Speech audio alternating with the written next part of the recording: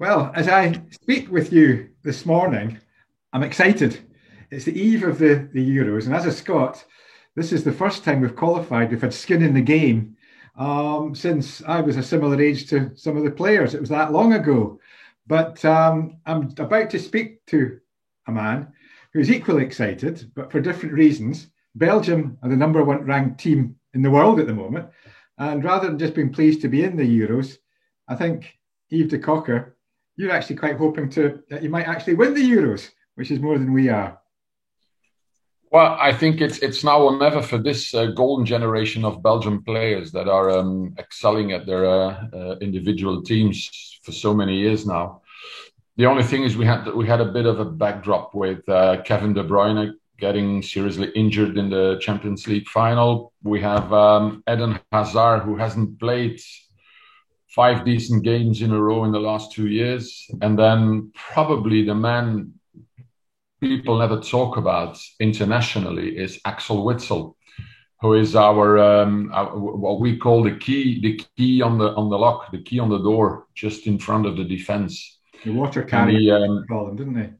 sorry, The water carriers, they used to call that type of player. yeah, but he's much more than a water carrier. He's a brilliant player. He used to play where De Bruyne or Tielemans are playing now.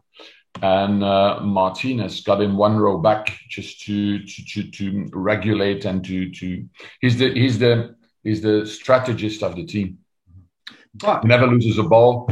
So and I mean these are three key players, and if they are not on their tops, then it's going to be very tight, especially with some heavy competition from the French. Possibly also the Portuguese, I think, are not to be missed when we're talking about favorites. But hey, here we are, and we're confident. We have one of the best forwards in our team in the world, and you never know when it's all about getting into the right vibe as of the first game, and then we'll see how far it gets. So, but we're very hopeful, and we're very confident that we're gonna get there. If not all the way, then we're going to be very close. So very excited to see what's going to happen. but we're not here to talk about the Euros. Good what that was.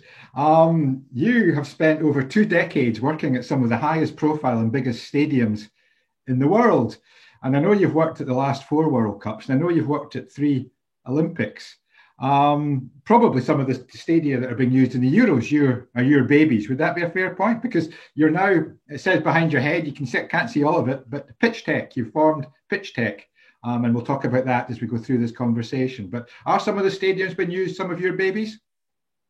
Yes, in when I was still partially working for another company, we managed to work for the Johan Cruyff Arena in Amsterdam. Wembley Stadium, obviously, is probably the most renowned one of them all. I was lucky and fortunate to work there at two consecutive times when they reinstalled the pitch. The first one was in 2010. And then winter 2019, we rebuilt the Wembley Stadium into a new hybrid system. And the third one is actually one of the new venues that are going to be used for the Euros. It's the Ferenc Puskás Stadium in Budapest, Hungary. And it is a nice stadium, but it's also an interesting one because a lot of the Champions League games from the COVID season last year were actually played there, and I think they're gonna have 4 or 5 games again in the Euros. So I'll be watching those venues with a little bit more interest than the others, obviously, because I know them. I've been there. And I've witnessed how we created state of the art pitches. So yes, obviously that's the three venues that I will be looking at with more interest than the others for sure. Now, I know stadium design and construction has come on a long way over the last, 20 years. We've got removable pitches, we've got the grow lights, all that sort of thing.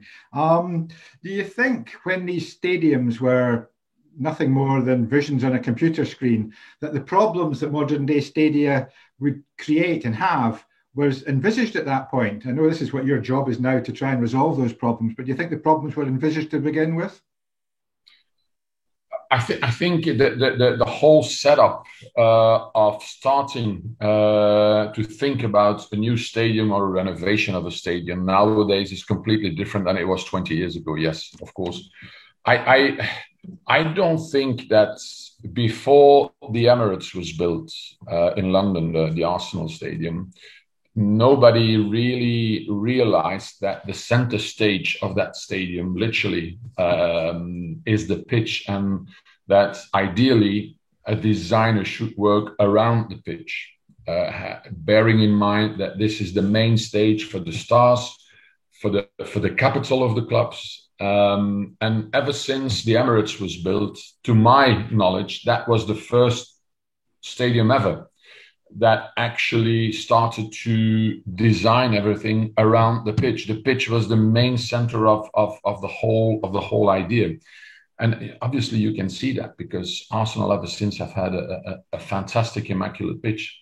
So although that has changed way too many times, there's still what I would call unawareness of the importance of a pitch when it's on the designer's table. And I see it also partially as my role to help and consult not only club owners or stadium owners, but also designers to bear in mind that whatever they do, whatever great creative ideas they have in mind, building state-of-the-art, beautiful stadiums, start with the pitch.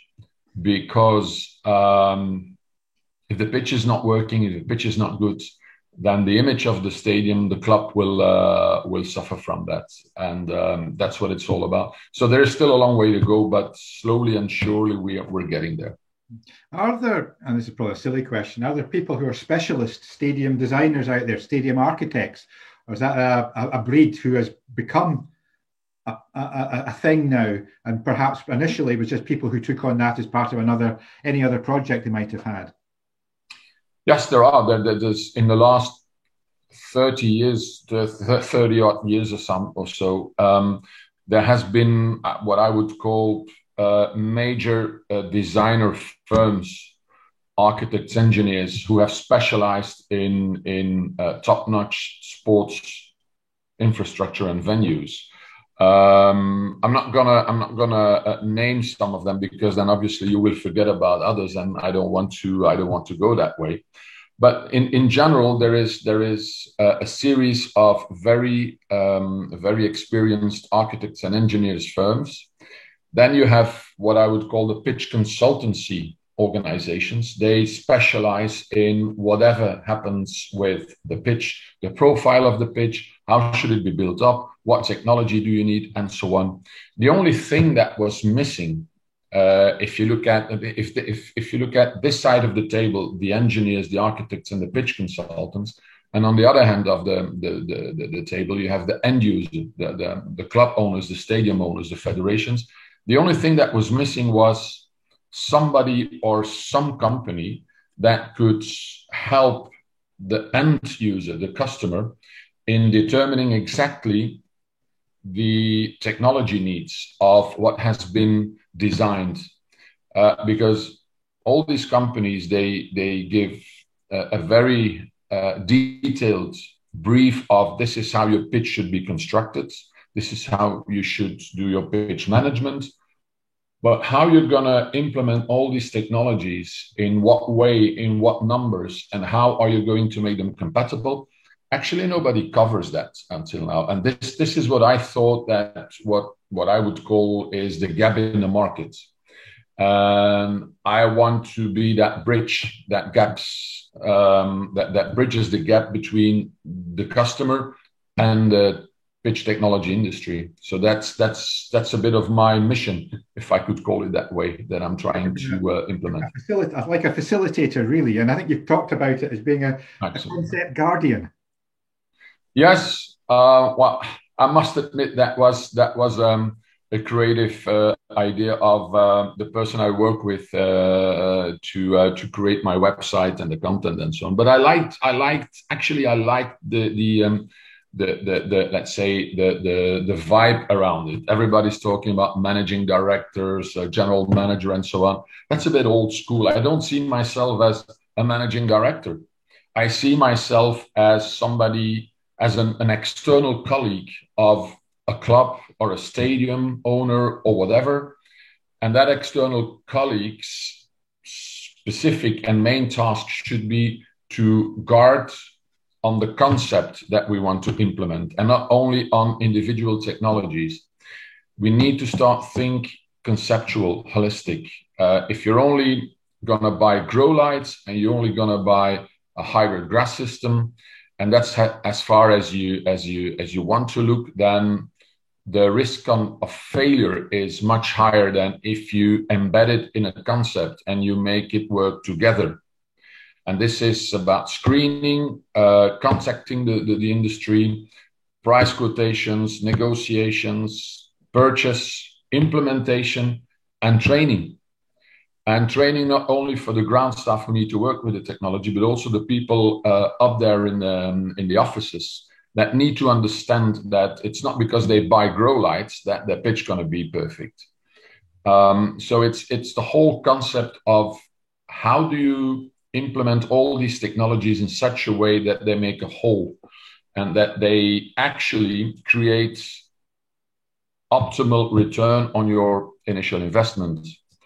And therefore, you need somebody who watches over that concept and who is the concept guardian. So that's the explanation. You probably have answered that in a roundabout way, that you'd rather, I would imagine, come in before there's any huge issues and prevent those potential issues, rather than be a firefighter and come in and resolve something that's come to light.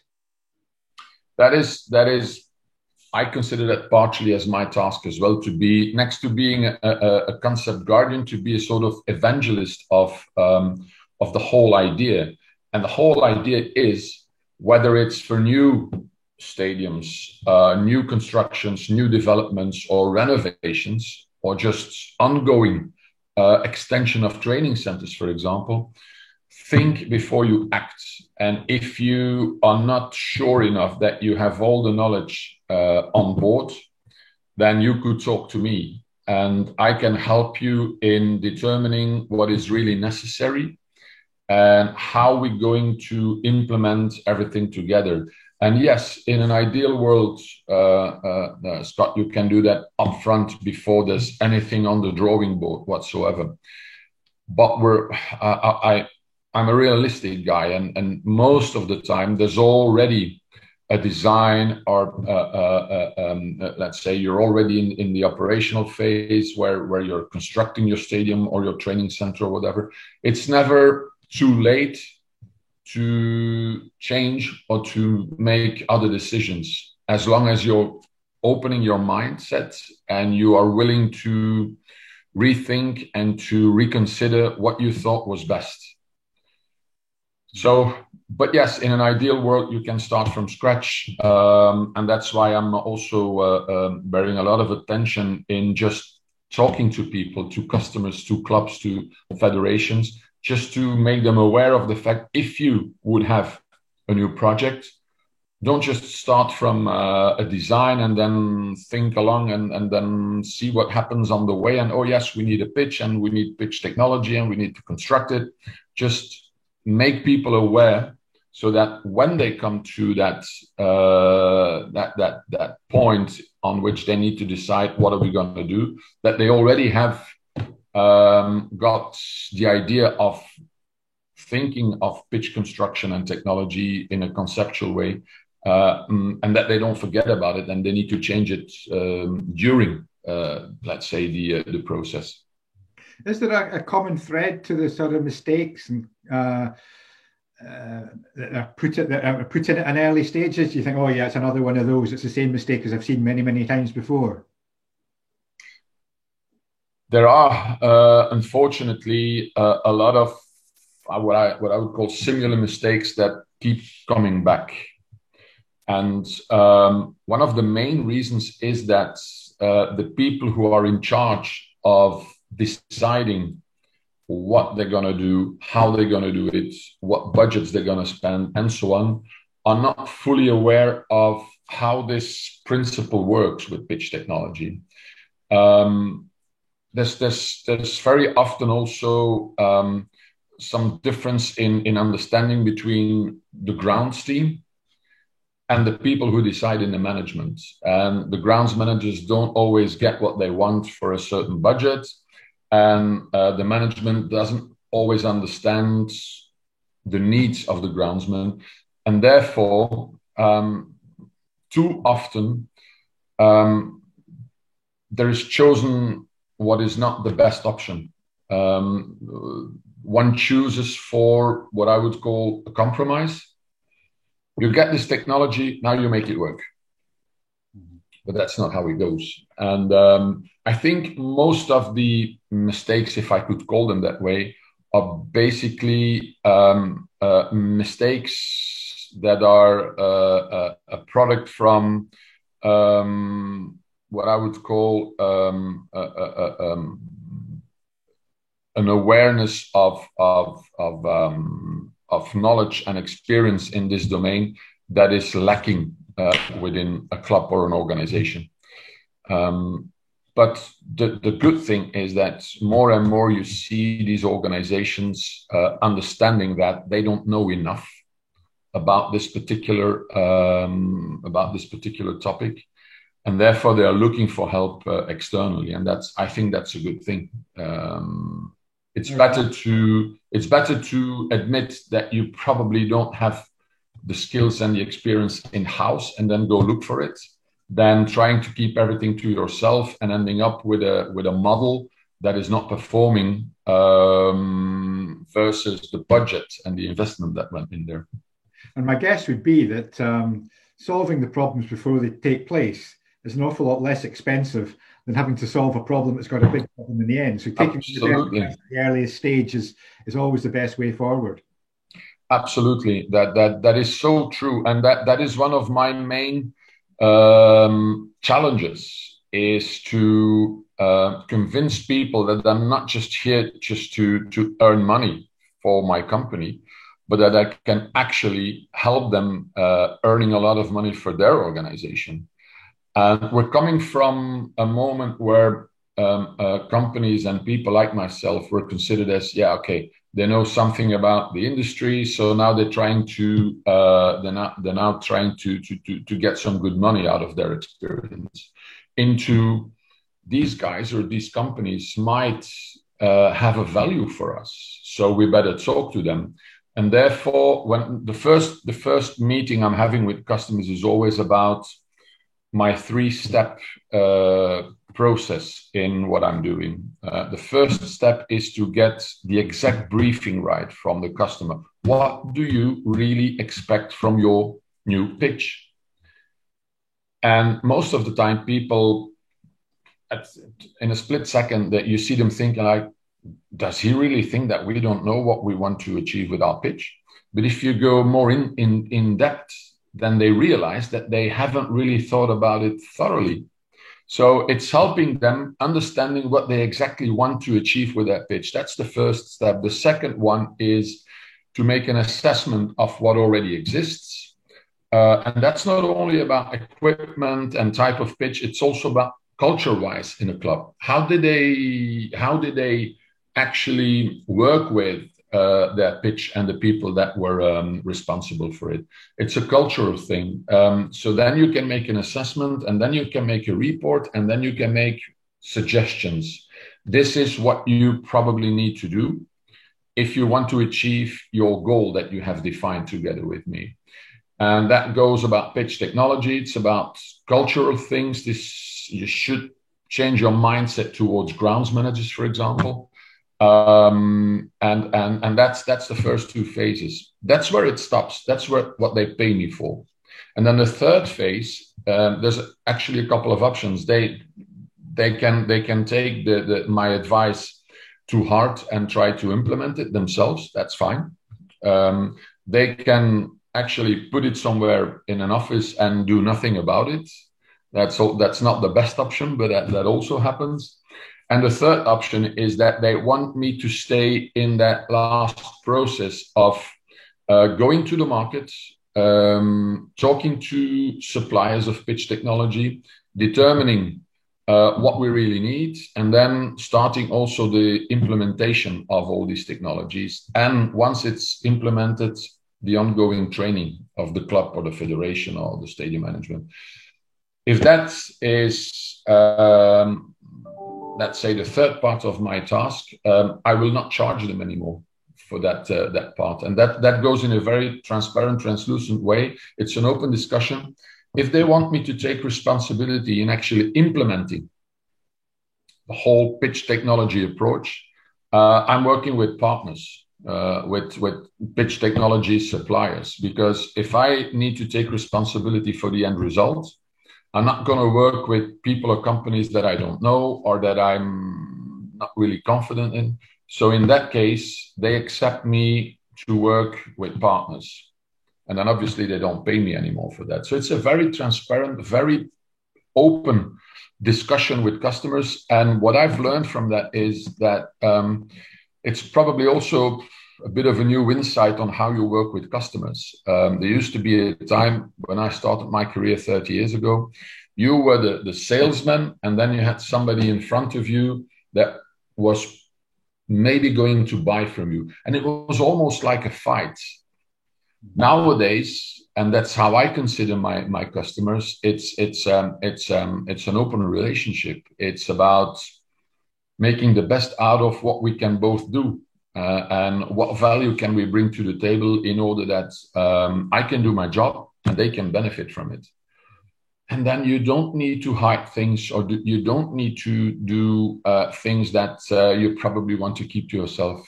In my case, the customer knows everything. And that's a very easy way to work. And more and more people and organizations start to like that idea. So I'm quite confident. The stadium is the biggest asset that a club has. So it makes perfect sense. It's idiotic not to do anything other than that, is to ensure that you're making the most of it, you're maximizing that asset. And it seems to me that Pitch Tech are there to help go down that particular road.